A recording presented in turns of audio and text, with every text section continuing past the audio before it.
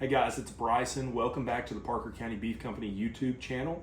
Today we're going to talk through some of the most common questions that we get about our ranch and how we do things here. So we get asked a lot if our beef is grass-fed. And I know I made a video on this the other day, and really the important delineation to make is how the beef is finished. So there's a difference between 100% grass-fed and what we do. So 100% grass-fed is exactly what it sounds like. That animal is going to eat grass the entirety of its life. Our cows and our calves are still grass-fed, but we finish on grain for the last 120 to 150 days. And what that does is that really develops the marbling and the flavor profile in the beef that my family and I enjoy. So the difference between grass-fed and I guess not grass-fed is usually going to be the last 120 to 150 days of the animal's life. We get questions a lot about how we ship frozen beef nationwide. And there's a couple key things that go into that. The first thing is going to be how the product starts here at the ranch. So we pick our beef up from the processor frozen, usually about -10. It goes into one of our freezers, and then our freezers run between -10 and -15 degrees. So we get that product nice and cold, nice and frozen, so that when we put it into a box, it's already as cold as we can get it. Then what we do, I will try to insert a picture of a box here, but our boxes, we have 3 layers of insulation.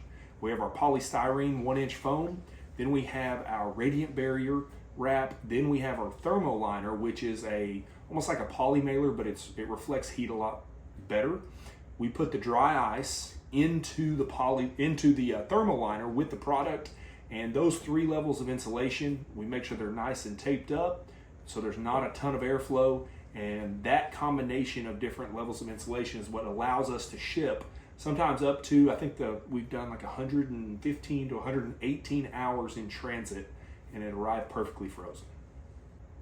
Yeah, so we started this business really doing traditional quarters, halves, and wholes. And what we realized is that as we continued to grow, it was just very intensive on the customer's part and on our part for us to do traditional halves.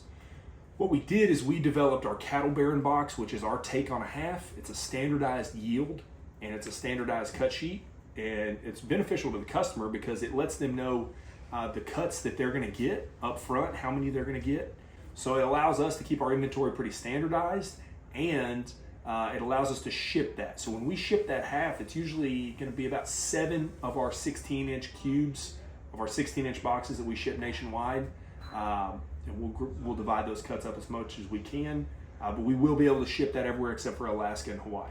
Hey guys, well I hope you enjoyed that video.